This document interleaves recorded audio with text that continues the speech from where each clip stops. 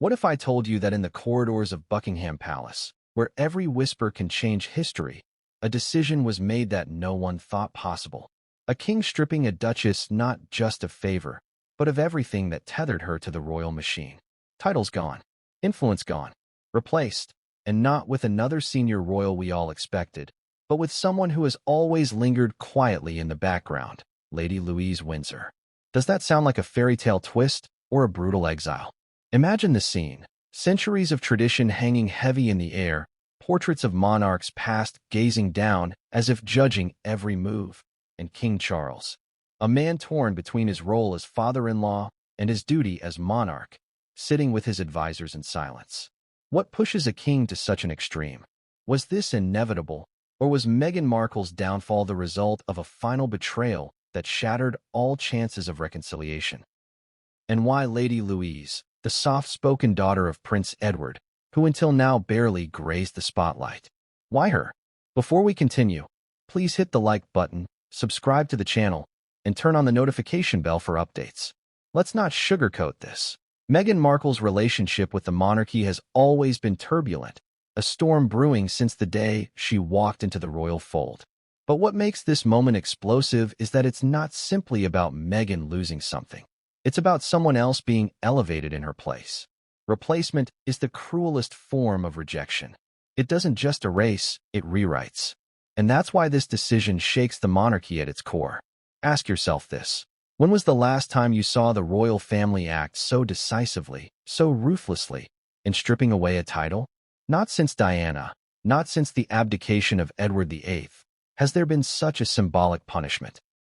And yet, this time, it comes not after a divorce or abdication, but after a series of choices that the crown has deemed incompatible with its very survival. How did we get here? What was the tipping point? And perhaps the bigger question, what happens next? Because here's where the story sharpens.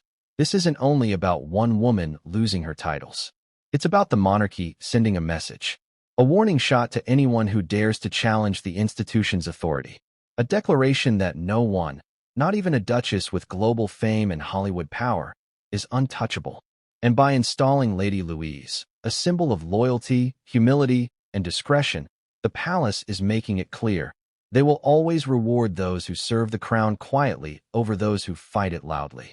Picture Meghan in California, learning of this replacement not through a private call, but through the same channels as the rest of us. Headlines flashing, cameras buzzing, the world dissecting her downfall in real time. Imagine the sting, the humiliation, the fury. She once stood at the heart of royal glamour, walking arm in arm with Harry as the future face of a modern monarchy. Now, replaced by a teenager once photographed cheerfully helping her parents in the background. Isn't irony sometimes sharper than cruelty? And then there's Harry. What does this mean for him? Stripped alongside Meghan, his tears aren't just for his wife, but for the legacy he thought he was preserving. Did he ever imagine that his cousin, Lady Louise, the girl who rode horses with him, who was once just little Louise, would now stand where Meghan once stood? Does that not feel like a betrayal layered on betrayal? And yet, the crown doesn't hesitate. History teaches us this. The monarchy always chooses survival over sentiment. Always. The introduction to this saga isn't meant to comfort you. It's meant to unsettle you, because it raises questions we don't yet have the answers to. Was this move orchestrated quietly for months, perhaps years? Was Lady Louise groomed behind closed doors while Meghan was battling in front of the cameras? Or was this truly a last-minute decision, a strike of royal lightning no one saw coming? And what role did William, Anne, and Camilla play in pushing Charles toward this path? Was it a united front, or a family tearing itself apart from within? Let's not pretend this is just another royal headline. This is a seismic shift in how the monarchy is choosing to present itself to the world. Titles are not trinkets. They are power, they are status, they are the currency of royal legitimacy. To remove them is to declare someone unfit for the institution. To bestow them upon another is to declare someone chosen, worthy, elevated. It's a story of exile and ascension happening simultaneously. Meghan's fall, Lady Louise's rise. And that's why this matters now. Because in a time when the monarchy faces more scrutiny than ever, this isn't just a story about Meghan versus the royals. It's about the crown reinventing itself, making bold choices to preserve its image. Think about it. What's the message to the public? That the monarchy will not bend to pressure. That loyalty is prized over rebellion. That humility outshines celebrity. And in this ruthless equation, Meghan was expendable, while Lady Louise becomes the symbol of what the royals want to be seen as. But if you think the story ends here, think again. Because what followed the stripping of titles was not silence, but an avalanche. Meghan's reaction, Harry's heartbreak, the family divide, and the public's fury, all of it spiraling into a drama that no palace press office could contain. And at the center of it all, Lady Louise, suddenly thrust into a role that could redefine not only her life, but the monarchy's future. So here's the question that will carry us forward. Was this the monarchy's boldest move yet, a masterstroke of survival, or a catastrophic gamble that will come back to haunt them? What came next would change everything, and no one saw it coming. It began in a room most of us will never see. A room steeped in centuries of power, where the air is heavy not with dust, but with secrets. Behind those palace walls, where history has been written in whispers and decisions sealed with nods, King Charles sat at the head of a long, polished table. This wasn't an ordinary meeting. No garden parties, no polite chatter. This was the kind of gathering that changes lives, shifts legacies, and redraws the map of royal power forever. Think about it. How many times in history has a reigning monarch convened his closest advisors, not to celebrate or strategize about public duties, but to strip a member of the royal family of their very identity? This wasn't a meeting about charity initiatives, state visits, or speeches. This was about one woman, Meghan Markle, and whether her very connection to the crown had become more of a liability than an asset. Who was in that room? The names matter. Queen Camilla, steady but calculating, likely offering her counsel as someone who has herself lived as an outsider before finally being accepted. Prince William, sharp, decisive, protective of the monarchy's survival. Princess, and blunt and unwavering, never one to mince words. Senior courtiers, perhaps Lord Chamberlain or trusted aides, there to weigh protocol and precedent. Each person present carried the weight of not just their own opinions, but the expectations of history. But let's pause here and ask, why a secret meeting? Why not make this decision out in the open, or through formal declarations? Because secrecy is power. Secrecy allows strategy, manipulation, and the crafting of a narrative that will later be presented as inevitable, even righteous. And in this case, secrecy ensured that Meghan would have no chance to maneuver, no opportunity to rally her allies before the hammer came down. Now imagine the tension. Charles sits silently, listening, his hands folded, eyes flicking from face to face. Advisors presenting arguments in hushed but urgent tones. Some might have warned, stripping Meghan could cause backlash, a PR disaster, accusations of cruelty. Others argued the opposite, that to delay was to weaken the crown, to let Meghan's every interview and media play chip away at their authority. The monarchy could not afford to appear passive, they insisted. Not now. And then there's William. Can you picture him, leaning forward, voice low but firm, telling his father this was necessary? The son who will inherit the throne urging the father who occupies it to act before it's too late. And, perhaps rolling her eyes at any hesitation, pointing out with her usual no-nonsense candor. If she won't play by the rules, then she doesn't deserve the privileges. The room, tense. Every word cutting closer to the inevitable. But let's not forget the ghosts in that chamber. Because while they weren't there physically, the memory of Diana lingered, of Wallis Simpson, of abdications and scandals past. Royal history always sits in the room when big decisions are made. Did Charles think of his own mother, Queen Elizabeth II, and how she would have handled this? Did he hear echoes of her calm but firm belief that the monarchy must come first, always? Here's the contradiction. Charles knows too well what it means to live as the target of scandal. He has endured it himself. And yet, now he was positioned to become the punisher. That duality adds a layer of irony to this story. Was he harsh because he understood what was at stake? Or was he reluctant, haunted by how it feels to be vilified by the press? Only Charles knows. But what's clear is that by the end of that meeting, hesitation had been crushed by necessity. Because here's the twist. This wasn't just a meeting about Meghan being stripped. This was a meeting about her replacement. About Lady Louise. That name alone must have sent ripples across the table. Why her? Why now? A young royal who had lived largely in the shadows, suddenly being considered to step into a role Meghan once occupied. It wasn't just exile for Meghan. It was elevation for someone else. That was the dagger. And think of Meghan if she ever learns the full truth. Not only did they decide to take her titles, they decided who would inherit the position she lost. Replacement, not erasure. Doesn't that cut deeper? Because removal could be dismissed as punishment. Replacement? That's humiliation. As the meeting wound down, Charles's voice likely cut through the silence with finality. A monarch's decision isn't debated once spoken. It's done. Meghan's chapter within the monarchy was over. Lady Louise's chapter was about to begin. The table cleared, the courtiers filed out, and the palace's walls absorbed yet another secret. But if you think the outside world was ready for this revelation, think again. Because what happened in that room was about to erupt in ways no one at that table could have fully predicted. And the first shockwave came not with Meghan's titles being stripped, but with the decision that came immediately after. The revelation that would expose just how ruthless the monarchy can be when it feels cornered. What came next would change everything, and no one saw it coming. It's easy to imagine that the decision to strip Meghan Markle of her titles was sudden, a single act sparked by one explosive revelation. But the truth is far more complicated. Decisions like this aren't made in a vacuum. They are built over years, brick by brick, clash by clash, until the wall becomes too high to climb. Meghan's history with the crown is not one of smooth diplomacy or quiet compliance. It is one of tension, confrontation, and headlines that shook the monarchy. And to understand why King Charles made the decision he did, we have to go back to the very beginning. From the moment Meghan Markle entered the royal family, her story was framed as extraordinary. An American actress, a biracial woman, a divorcee. She was everything the monarchy had traditionally resisted. But that was also her appeal. She represented change, freshness, modernity. And at first, it worked.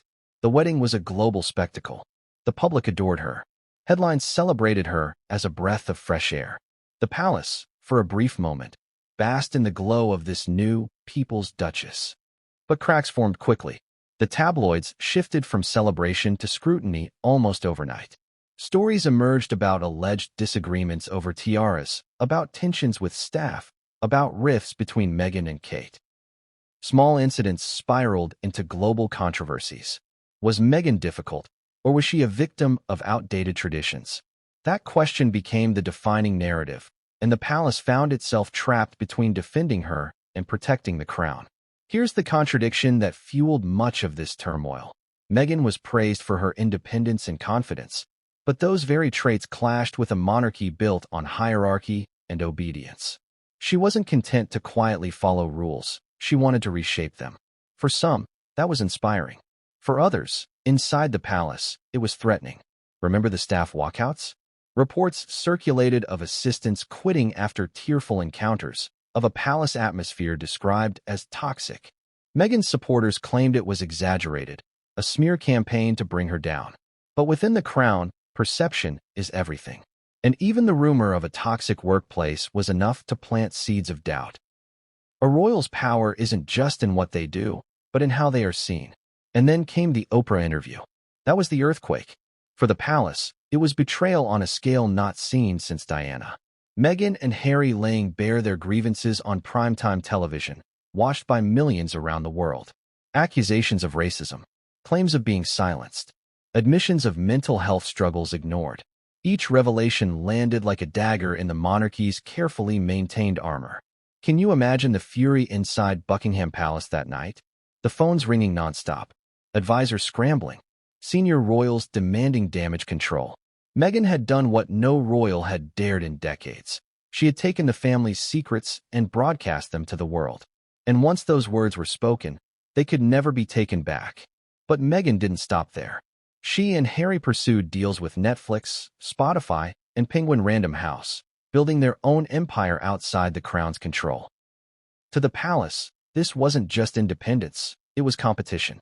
For every royal tour Charles or William attempted, Meghan and Harry had their own media project ready to dominate headlines. The monarchy, built on exclusivity, was suddenly competing for attention with one of its own. And that, for Charles, was intolerable. Ask yourself this. How many clashes can a monarchy endure before it decides enough is enough? Was it the tiara stories? The feud with Kate? The accusations in Oprah's interview? The endless lawsuits and public spats with the press? Or was it simply the cumulative weight of it all? 1,000 cuts until the crown could bleed no more. What makes this story even more compelling is the irony. Meghan wanted to modernize the monarchy, to make it more open, more relatable, more aligned with contemporary values. But in doing so, she exposed the very rigidity that has kept the monarchy alive for centuries. She believed she was saving it. The monarchy believed she was threatening it. And therein lies the tragedy of her relationship with the crown. For King Charles, each clash wasn't just about Meghan. It was about precedent. If Meghan could defy, criticize, and profit from her royal status without consequence, what message would that send to future royals? That rebellion was not only tolerated, but rewarded? No, that could not stand. And so, each clash, from private disputes to global interviews, piled onto the scales until the weight tipped decisively against her. Yet even with all these clashes, the monarchy might have tolerated Meghan. They might have weathered the storm, as they had with others before her. Until one moment, one breaking point, one revelation that made Charles realize Meghan could no longer be part of the royal story. Because clashes alone don't bring down a duchess. There had to be a final straw, and that straw was about to snap. But what was it? What secret tipped the balance from tension to exile? What act or revelation made Charles rise from hesitation to action? The answer, when it came, would shock even those inside the palace. What came next would change everything, and no one saw it coming. Every downfall has its moment, a point of no return, a single instant where the line is crossed, and no amount of apologies, explanations, or spin can erase what's been done. For Meghan Markle, that moment didn't arrive in a sudden explosion, but like a storm that had been brewing for years, growing darker and heavier until it finally broke. And when it did, it wasn't just Meghan who was left in the rain. It was the entire monarchy. The question you have to ask yourself is this. What was the final straw? After years of tension, headlines, clashes, and betrayals both real and perceived, what finally pushed King Charles from reluctant tolerance to decisive action? Because make no mistake, stripping Meghan of her titles wasn't a whim. It was a cold, calculated move, a punishment, a message, and it came only after one final act that the palace deemed unforgivable. Let's rewind for a moment. The palace had weathered scandal before. Wallis Simpson, Diana, even Charles himself, once caught in the flames of his own controversies. The monarchy doesn't collapse under pressure. It adapts. It tightens ranks. It rides out storms until the world's attention shifts elsewhere. But Meghan was different. Her story was global. Her platform was vast. And her refusal to play by the monarchy's rules turned every personal disagreement into a global crisis. And then came the breaking point. Imagine this, a confidential exchange meant to remain private, details of royal dealings, suddenly leaking into the public domain. Or a fiery behind-the-scenes confrontation with palace staff, reported not just as rumor, but confirmed by multiple sources. Or perhaps Meghan's insistence on pursuing personal projects that directly clashed with the monarchy's brand, effectively turning her into a rival enterprise. The whispers grew into headlines. Senior royals, already weary of years of turbulence, finally declared what many had been thinking. Meghan was no longer an asset. She was a liability, a threat to the stability of the crown. And Charles, a man who had once hoped to balance duty with compassion, realized the balance had tipped too far. But let's not forget the irony here. Meghan's greatest strength, her ability to command global attention, was also her greatest weakness. The same voice that allowed her to shine on the world stage made her dangerous to an institution that thrives on controlled silence. Her refusal to be quiet wasn't just defiance. It was rebellion. And rebellion in the monarchy is rarely forgiven. Now picture the moment. Charles, sitting in his study, receiving the final report. Perhaps it was an aide, voice low, telling him, "Your Majesty, this cannot continue." Perhaps it was William, forceful and determined, insisting that inaction would endanger the monarchy's future. Or maybe it was, and, blunt as ever, cutting through the noise. "You have to act." Now, Charles knew what had to be done. But don't think for a second it was easy. Stripping Meghan of her titles meant stripping Harry's family of dignity. It meant widening the rift between father and son. It meant headlines around the world branding him ruthless. But the monarchy has always chosen survival over sentiment. Always. So Charles chose. The decision was made. Meghan's titles, once symbols of her acceptance, would be taken, erased, not because of one argument, but because the cumulative weight of every clash finally collapsed under its own pressure. And here's where the story turns sharper. Because Charles didn't just decide to strip Meghan, he decided to replace her. And that, right there, is the dagger. Losing titles is painful. Being replaced? That's humiliation. That's exile with salt rubbed into the wound. And who was chosen to take her place? Lady Louise Windsor, the quiet, loyal young royal who had never sought the spotlight, but now stood ready to be elevated. For Meghan, the breaking point wasn't just losing her grip on the crown. It was watching someone else, someone younger, humbler, and more obedient to the monarchy's traditions, step into the role she once held.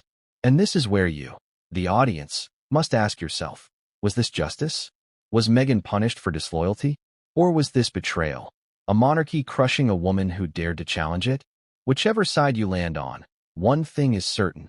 From that breaking point forward, there was no turning back. Meghan was out. Lady Louise was in. And the royal family's next moves would send shockwaves through the world. But if you think Charles's decision ended the storm, think again. Because what followed wasn't silence. It was outrage, heartbreak, and a chain of events that no one in the palace could fully control. And it all began with the king's toughest decision yet. What came next would change everything, and no one saw it coming. What does it take for a king to look at his own family and declare, enough? That is the haunting question at the heart of this chapter. Because while Meghan Markle's clashes with the monarchy had built up for years, the actual moment of action, the moment King Charles decided to strip her titles and replace her with Lady Louise, was not born out of impulse. It was born out of calculation, duty, and a recognition that the monarchy itself was on the line. Picture Charles in those private hours. The palace quiet, the weight of history pressing on his shoulders. He knows better than anyone that every monarch faces a test. His mother, Queen Elizabeth II, endured scandals but maintained the mystique of the crown. His grandfather, George VI, took the throne in the shadow of Edward VIII's abdication. Each ruler had their defining challenge. For Charles, it was Meghan and Harry. Their rebellion, their outspokenness, their willingness to defy centuries of silence. But what pushes a father-in-law to become an executioner? Because let's be clear, this decision wasn't only political. It was personal. He knew that in stripping Meghan, he was effectively driving a wedge between himself and Harry, perhaps one that could never be healed. And yet, when duty and family collide, the monarchy always chooses duty. Always. Advisors would have reminded Charles of precedent. They would have pointed to Edward VIII, who lost his throne for Wallis Simpson. They would have cited the stripping of Diana's, Her Royal Highness, title after divorce. They would have whispered about the dangers of letting Meghan continue to hold privileges while openly criticizing the institution. Your Majesty, they might have said, the monarchy must act, or the monarchy will be seen as weak. But this wasn't just about survival. It was also about image. The crown lives and dies by perception. And in Meghan, the world saw a duchess who had turned her royal story into a Hollywood narrative. Netflix deals, podcasts, memoirs. To the palace, this wasn't just independence.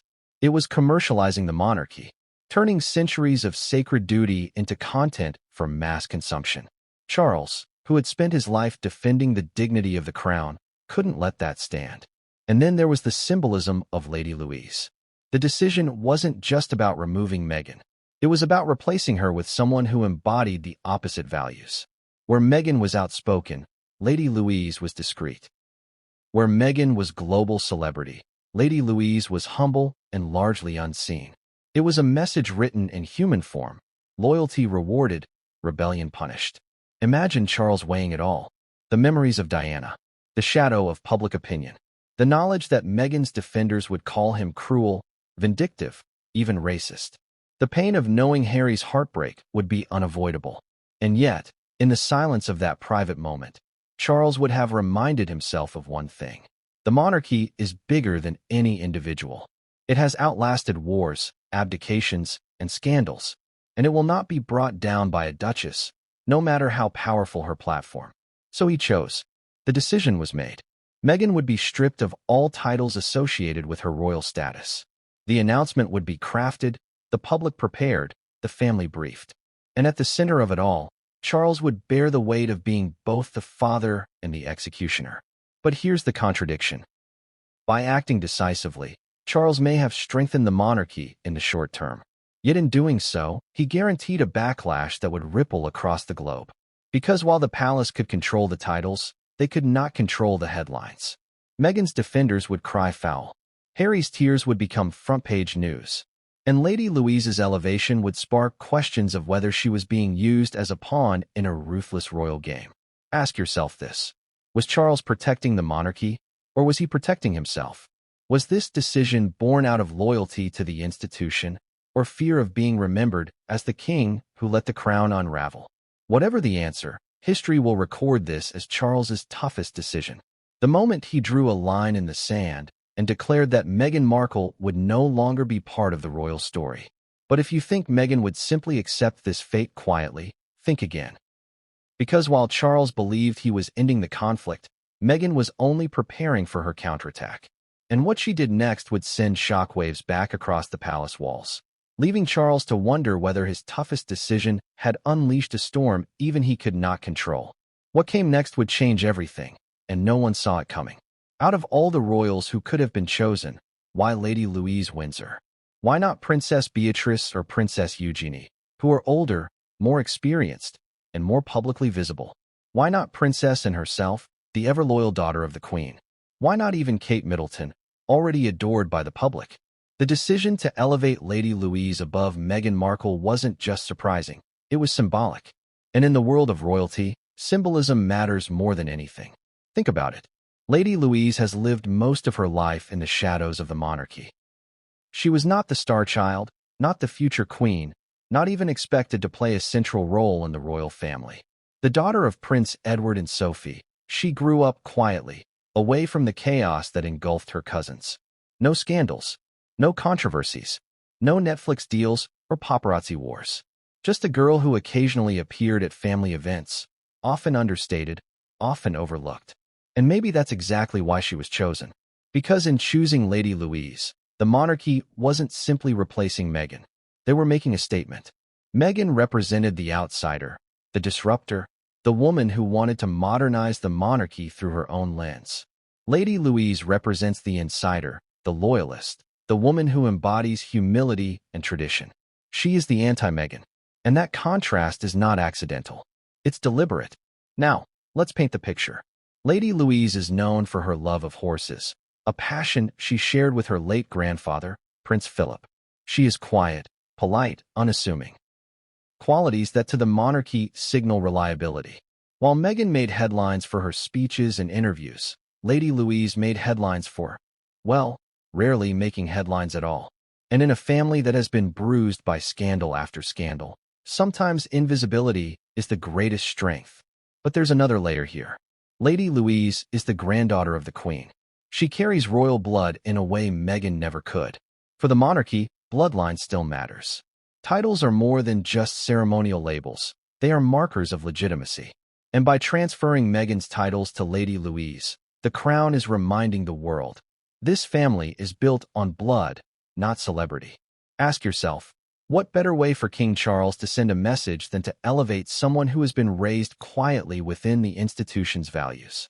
Someone who has shown loyalty without seeking reward? Someone who, by virtue of her youth and innocence, cannot be accused of scheming? Lady Louise is the safe choice, but she's also the symbolic choice. And yet, there's an irony here. Lady Louise never asked for this. She was not lobbying for titles. She was not chasing headlines. She was not demanding recognition. She was content to remain on the edges of royal life. And now, she is thrust into the center, her face splashed across newspapers, her name spoken in place of Meghan's. From quiet girl to central figure, almost overnight. Can you imagine how Meghan must have felt? To see not a seasoned royal, not a rival duchess, But a teenager she once barely noticed suddenly stepping into her shoes? It's not just about being stripped. It's about being replaced by someone who symbolizes everything Meghan rejected.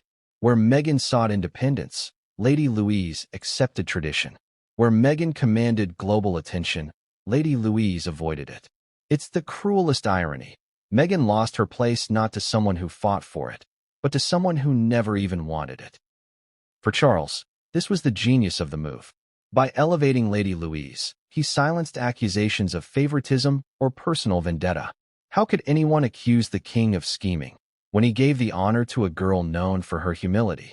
How could Meghan frame this as jealousy or revenge when the replacement was someone so undeniably innocent? This was Charles playing chess, not checkers. And Lady Louise was the piece he moved into place to checkmate Meghan's ambitions. But here's the danger. Elevating Lady Louise sets expectations. She is now more than just a quiet royal. She is the monarchy's answer to Meghan. The pressure on her will be immense. Can she handle the scrutiny? Can she embody the values Charles wants her to project? Or will the sudden attention crack the very image that made her so appealing? Because make no mistake, Lady Louise's ascension isn't just about the present. It's about the future. Charles is preparing the monarchy for William's reign, for George's eventual rule. And by inserting Lady Louise into this narrative, he is grooming the next generation of royals not just to exist, but to prove loyalty, to show that the institution rewards obedience above all else. And that leads us to the question, was Lady Louise truly chosen for who she is, or for what she represents? Is she a symbol of renewal, or simply a pawn in a larger game designed to erase Meghan once and for all? Whatever the answer, one thing is clear. Meghan's replacement wasn't accidental. It was calculated, and the crown wasn't finished yet. Because while the decision may have solidified Charles's control, Meghan's reaction was about to ignite a new firestorm. And this firestorm would be louder, angrier, and more dangerous than anything the monarchy had faced before. What came next would change everything, and no one saw it coming. You can strip a duchess of her titles. You can replace her with someone younger, quieter, more loyal. But what you cannot control is her reaction.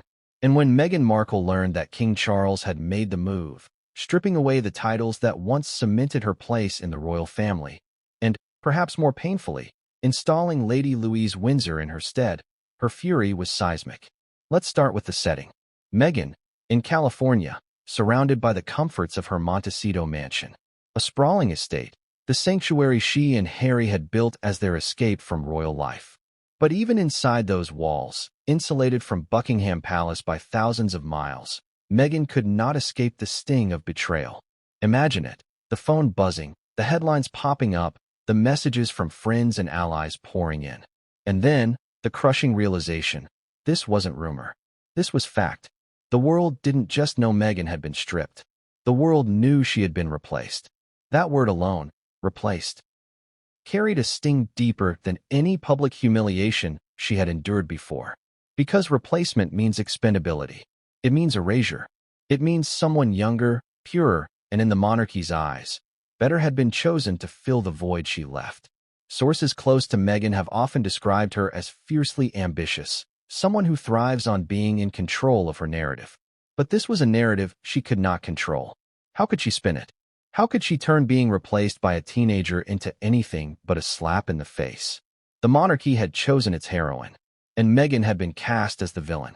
Behind closed doors, reports suggest Meghan's response was a whirlwind of emotions: shock, anger, disbelief, and defiance.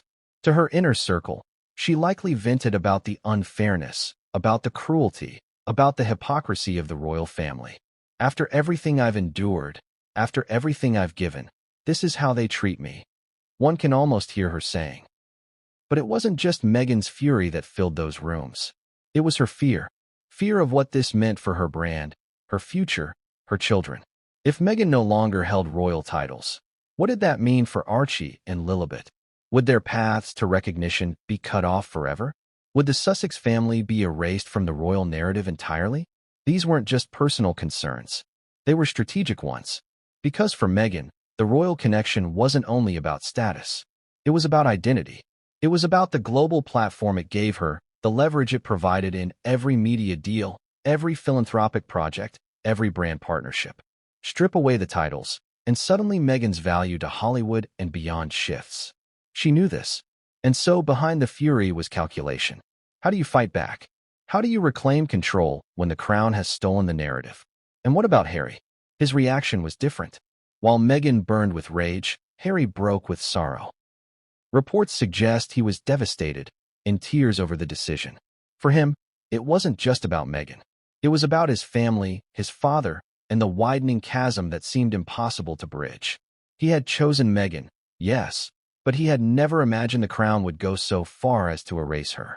Now, with Lady Louise's elevation, Harry's worst fear had come true. His wife wasn't just cut out. She was replaced. That dynamic between them, Meghan's anger and Harry's grief, created its own tension. Did Meghan push him to fight harder? To make a stand? To call out his father publicly? Did Harry beg for calm, urging her not to escalate the war further? These are the kinds of behind-the-scenes battles that often never see the light of day, but in this case, whispers made their way out. And the whispers were explosive. But Meghan's fury wasn't limited to private rooms. Allies in her circle began speaking to the press, framing the monarchy's move as vindictive, cruel, out of step with modern values. Meghan didn't need to say the words herself. Her allies said them for her. This was Meghan's strategy: fight back through surrogates, shape the narrative through proxies. And slowly, the headlines shifted. Yes, Meghan had been stripped. Yes, she had been replaced. But now the question became, had the monarchy gone too far? Because that's the danger in a decision like this. In trying to assert dominance, the monarchy risks looking vindictive. And Meghan, ever the skilled communicator, knew exactly how to leverage that perception. Her reaction wasn't just anger. It was strategy. She would make herself the victim, the woman punished for speaking out, the Duchess humiliated for daring to challenge the system. And in doing so, she would rally public sympathy, the very thing the monarchy wanted to deny her. But let's not downplay the raw emotion.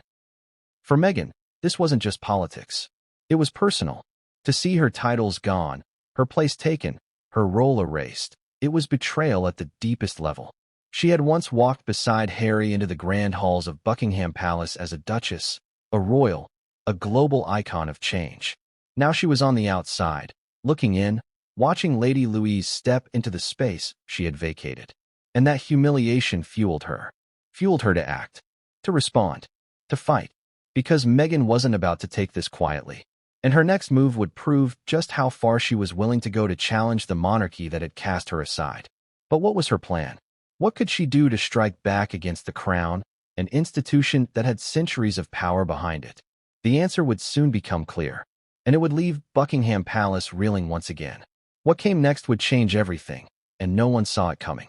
For Meghan, the stripping of her titles was an act of cruelty, humiliation, and betrayal. But for Harry, it was something far worse.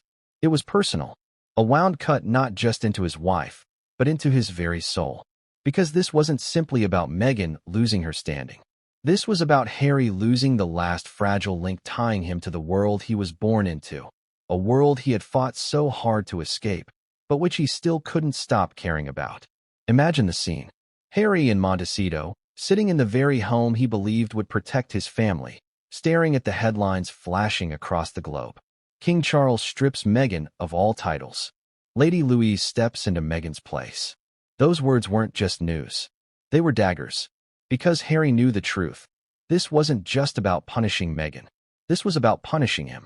You could almost hear the questions echoing in his mind. How could his own father, the man who had once held his hand at Diana's funeral, make such a ruthless decision? How could his family, the people he had sacrificed everything to defend at one point in his life, so coldly erase the woman he loved? Wasn't love supposed to conquer loyalty to protocol? Wasn't marriage supposed to come before monarchy? But here's the cruel twist. Harry had always known this was possible. Deep down, he had felt it coming. Every clash, every interview, every public jab at the crown had brought them closer to this cliff edge. And yet, when the moment came, it broke him in ways he couldn't have predicted.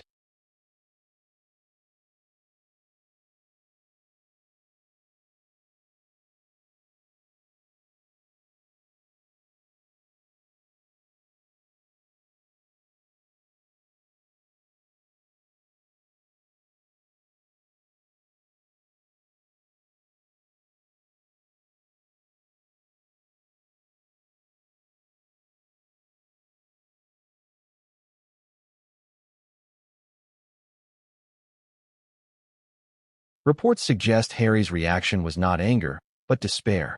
He wept. He raged privately. Yes, but mostly he wept. Not because Meghan had been stripped, but because of what it meant for the future. For his children. For his own place in history. Archie and Lilibet would grow up in America, stripped of their royal status, their heritage reduced to nothing more than stories. And Harry, once the spare, now saw himself as something even less, irrelevant. Picture him walking through those sun-drenched California rooms, fists clenched, eyes red. Meghan burning with fury beside him, but Harry consumed by sorrow. For him, this was not only a family betrayal, it was a legacy lost. He had chosen Meghan. He had walked away from duty. And now, he was paying the price. The door to reconciliation, the hope of one day returning in peace, had been slammed shut. And then came the cruelest twist of all, Lady Louise. Harry had grown up alongside her, watched her as a child, a quiet girl who adored his Uncle Edward and Aunt Sophie. To see her elevated above Meghan, his wife, the mother of his children, was a humiliation he could barely process. It wasn't just about titles. It was about loyalty. His own blood, his cousin, stepping into a role that once belonged to Meghan. And Harry knew the symbolism. The family had chosen one of their own over the outsider he had married.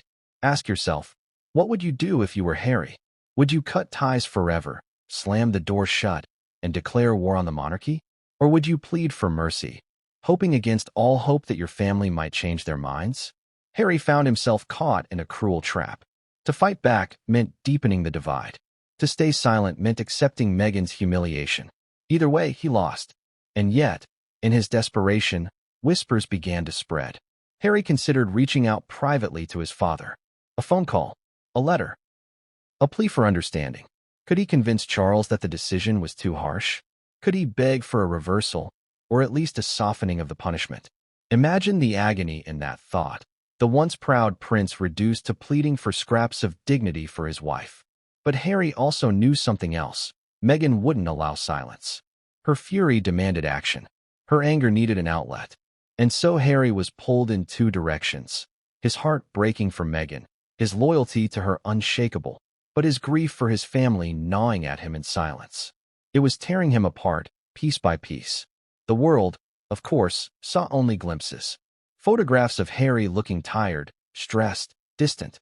Reports of tension between him and Meghan as they tried to decide how to respond. But behind the cameras, the desperation was real. Harry knew that this was the turning point. That from here, there was no return to the life he once knew. No quiet reconciliation. No gentle peace. The monarchy had spoken. His wife was out. His cousin was in. And he was left stranded in the middle, grieving a loss he couldn't stop. And yet, Harry's desperation wasn't the end of the story. It was the beginning of something far bigger. Because his heartbreak was about to collide with Meghan's fury. And together, that combination would ignite a reaction that no palace advisor could contain. Because while Harry cried, Meghan plotted. And her next move would strike fear into the very heart of Buckingham Palace. What came next would change everything, and no one saw it coming. The palace does not speak lightly. When Buckingham Palace releases a statement, every word is weighed, every phrase polished, every sentence crafted not just for clarity, but for power. Announcements from the crown are not mere updates. They are decrees, declarations that carry centuries of authority. And when the announcement about Meghan Markle's titles finally came, it was nothing short of thunder. Imagine the moment. A crisp morning in London. Reporters camped outside Buckingham Palace, their breath fogging in the chill air, cameras at the ready. They knew something was coming. The whispers had already started. Meghan's fate had been sealed, Lady Louise elevated. But whispers are not facts. The world waited for the official word, the stamp of royal finality. Then, at precisely 10 a.m., the palace gates opened and the statement was released. Short, formal, devastating. It declared that King Charles III, in consultation with senior members of the royal household, had made the decision to remove Meghan Markle's remaining titles. The justification was simple. Her ongoing actions and incompatibility with the values of the crown had necessitated the move. But here's the line that burned into history. The duties and symbolic role once associated with the Duchess of Sussex will henceforth be recognized in Lady Louise Windsor. One sentence. That was all it took. Meghan wasn't just stripped. She was replaced. The world reeled. Within minutes, news outlets across the globe exploded. King Charles removes Meghan's titles. Lady Louise steps in. Royal family reshapes future. The headlines weren't gentle. They weren't cautious. They were brutal. For the monarchy, it was a show of power. For Meghan, it was the ultimate humiliation. Now let's pause for a second. Why does the wording matter so much? Because in royal communications, subtlety is everything. The palace could have simply said Meghan's titles had been retired or absorbed back into the crown. They could have softened the blow. But instead, they made it explicit. Her role wasn't disappearing. It was being given to someone else. That was no accident. That was strategy. Ask yourself, who approved that wording?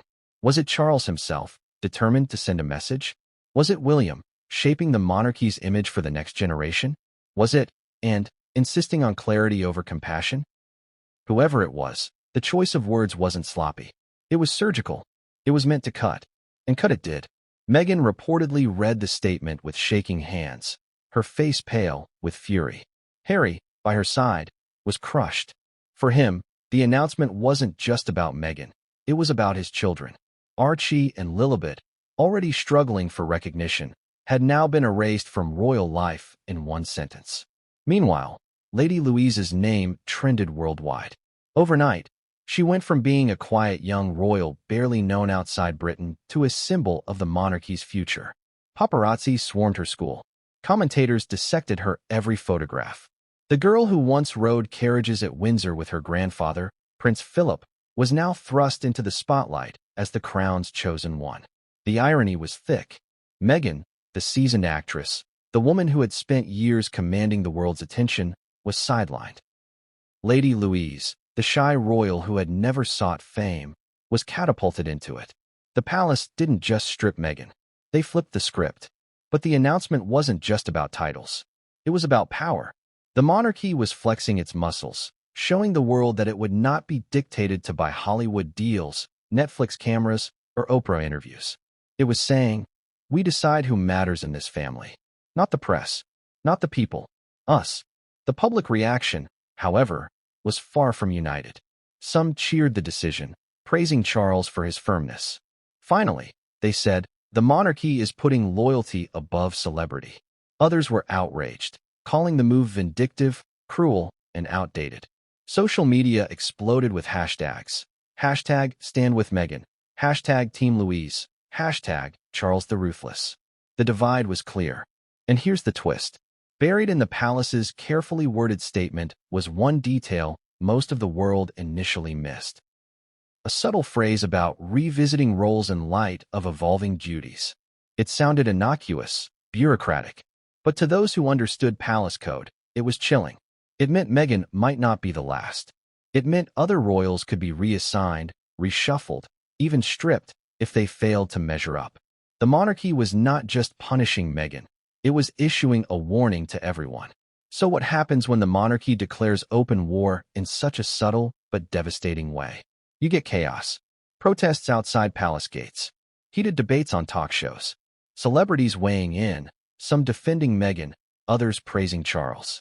And through it all, one question hung in the air. Had the monarchy gone too far? Because while Charles had acted to strengthen the crown, he may have also ignited a backlash that would be harder to contain than Meghan herself.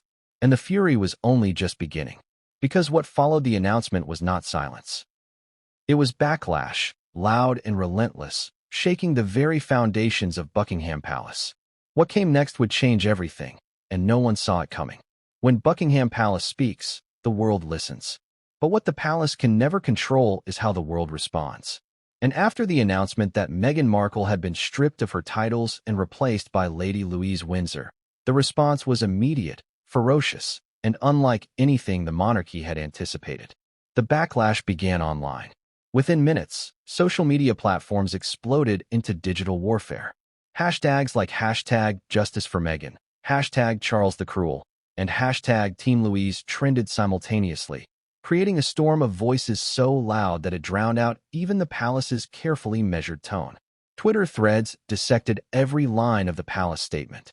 Instagram posts compared Meghan's smiling photographs with Lady Louise's shy, awkward ones, sparking heated debates about fairness, race, and tradition.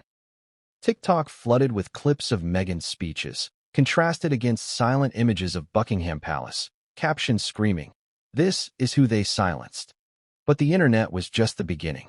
Protests erupted outside royal palaces across the UK. Crowds gathered with signs reading, "Hands off Meghan," "Down with cruelty," and titles "Don't make loyalty." Outside Buckingham Palace, chants echoed, "Meghan forever, Charles never." Police scrambled to control the swelling numbers, as tourists mixed with protesters, cameras flashing, banners waving. For the monarchy, the optics were catastrophic. Instead of dignified silence, they had sparked chaos. And then came America. Talk shows, podcasts, and celebrity voices united in defense of Meghan. Oprah revisited clips from her explosive interview with Harry and Meghan, replaying the Duchess's teary confessions to hammer home her point. Meghan had always been treated unfairly. Hollywood stars posted their outrage, with some even hinting that the monarchy was motivated by old prejudices rather than protocol. Within hours, Meghan wasn't just a duchess stripped of her titles. She was cast as a martyr in the eyes of millions. But not everyone sided with her. Across Britain, the other half of the public responded very differently. For every sign defending Meghan, there was another praising Charles. "Finally, a king with a backbone," shouted one tabloid headline. Commentators on morning news shows argued that Meghan had mocked the institution for years, profited off her titles, and turned her back on the country. So why should she keep royal privileges? Some cheered Lady Louise's sudden elevation, painting her as the true face of loyalty, a young royal who had endured the shadows and was now being rewarded for her quiet dignity. This split in public opinion carved the world into two camps. Those who saw Meghan as the victim of a ruthless monarchy, and those who saw her as a troublemaker finally getting what she deserved. The battle lines weren't just about titles, they were about values. Tradition versus modernity, loyalty versus independence, bloodline versus choice. Now imagine what it felt like inside Meghan's Montecito home as this storm raged. On one screen, Meghan watched celebrities defend her. On another, she saw angry crowds waving banners with her face. And then, on yet another, she saw British commentators sneering at her downfall. Triumph and humiliation, support and scorn, all crashing down on her at once. No matter how much support she gained, the message was unavoidable. She had been cast out, and Lady Louise was now the monarchy's chosen one. And what of Lady Louise herself? Overnight, she became a household name. Once largely invisible, she was thrust into headlines as Meghan's replacement. Paparazzi followed her to school. Journalists swarmed Windsor, desperate to capture her first words. And while the palace framed her as the dutiful, quiet royal stepping up in the family's time of need, the public wasn't united. Some celebrated her innocence. Others accused her of being a pawn, a girl manipulated by the crown to humiliate Meghan. Whether she wanted the attention or not, Lady Louise had become a symbol, and symbols cannot escape scrutiny. The palace, meanwhile, scrambled. Their intention had been to demonstrate control, but now they faced something more dangerous, a divided world questioning their judgment. Was Charles a wise king, or a vindictive father-in-law? Was Lady Louise truly a reward for loyalty, or a calculated snub to Meghan? The questions grew louder than the answers. Ask yourself this. When has the monarchy ever been this vulnerable to the power of public opinion? In the past, scandals faded. But in the age of social media, the story doesn't fade. It evolves. Every tweet, every viral video, every late-night joke carved deeper into the monarchy's carefully polished image. And the most dangerous part? Meghan herself hadn't even spoken publicly yet. All of this chaos erupted without her saying a single word, which meant one thing. The storm was only just beginning. Because when Meghan finally broke her silence, when she finally unleashed her response to the palace's decision, it would not just fuel the backlash. It would turn it into a firestorm. What came next would change everything, and no one saw it coming. It happened almost overnight. One day, Lady Louise Windsor was a quiet, almost anonymous young royal, the daughter of Prince Edward and Sophie, Countess of Wessex, living a relatively low-profile life. The next day, Her name was splashed across every newspaper, every gossip site, every broadcast. She was no longer just Lady Louise. She was the replacement, the girl chosen to take Meghan Markle's place. The symbol of loyalty elevated above rebellion. But how do you transform a quiet teenager into a royal figurehead? The answer: carefully, deliberately, and with an intensity that would have overwhelmed almost anyone else. From the moment King Charles made his decision, palace advisors sprang into action. Lady Louise could not simply become Meghan's replacement in title. She had to embody it in appearance, demeanor, and narrative. The makeover began with her image. Photographers captured her first public appearance after the announcement, and already, the change was visible. Gone were the simple, understated outfits she used to wear at family gatherings. In their place, tailored dresses, polished coats, elegant hats that nodded to royal tradition. Stylists worked behind the scenes to ensure every detail conveyed the message. Lady Louise was stepping into history, not stumbling into it. But it wasn't just about clothes. It was about posture, presence, performance. Advisors began grooming her for the spotlight, teaching her how to walk into a room with quiet authority, how to smile without seeming rehearsed, how to stand before cameras without shrinking. Lady Louise, once shy and reserved, had to learn in days what other royals take years to perfect. And here's the irony: Lady Louise never asked for this. She wasn't chasing fame. She wasn't scheming for attention. She had lived happily in the margins of royal life, comfortable being overlooked. But now, she had no choice. She was no longer just a member of the family. She was the monarchy's answer to Meghan Markle. The press adored her. The anti-Meghan, one tabloid declared, splashing side-by-side photos of Meghan in California and Louise at Windsor. Fresh face of loyalty, another headline gushed. Social media filled with collages comparing Meghan's glamorous Hollywood glow to Louise's quiet, almost fairy tale innocence. The narrative was clear: Louise wasn't just a replacement. She was the crown's redemption. But let's not pretend this was easy for her. Imagine being a young woman, barely out of school, suddenly under the scrutiny of millions. Every move, every word, every expression dissected for meaning.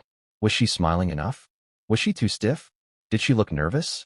Was she confident enough to fill Meghan's shoes? The pressure was immense. And behind closed doors, whispers suggested that Lady Louise herself was overwhelmed, caught between pride in serving her family and fear of being devoured by the media machine.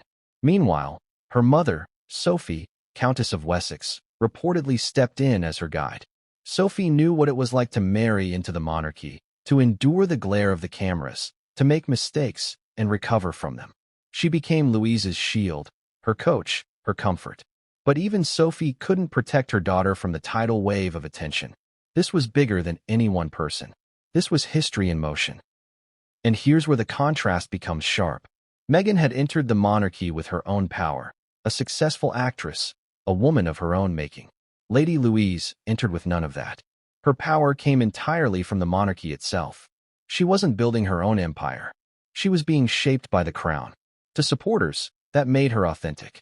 To critics, it made her a pawn. Ask yourself, was Lady Louise truly being celebrated for who she was, or for what she wasn't?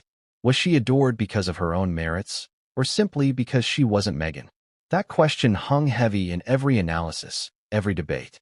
And yet, despite the skepticism, Lady Louise began to rise. Her first speech, brief but heartfelt, charmed the public. Her first royal engagement after the announcement was praised as graceful and dignified. Slowly, the quiet girl was becoming a symbol, not of celebrity, not of controversy, but of continuity. She wasn't flashy. She wasn't loud. And perhaps that's exactly what the monarchy wanted the world to see. A reminder that royals are meant to serve, not steal the spotlight. But here's the danger. Transformation comes with a cost. Once you're in the spotlight, there's no turning back. Lady Louise was no longer invisible. She was a royal figure, a global name, a headline in the making. And the more she rose, the more Meghan's humiliation deepened. Because every appearance by Lady Louise wasn't just about her success. It was about Meghan's absence. Every compliment paid to Louise was a veiled criticism of Meghan. And Meghan knew it, which meant her fury would only grow stronger. Because while Lady Louise transformed into the crown's new jewel, Meghan was preparing her counterattack. And what she did next would not only challenge Charles's decision, but threaten to unravel the very narrative the monarchy was trying to build. What came next would change everything, and no one saw it coming.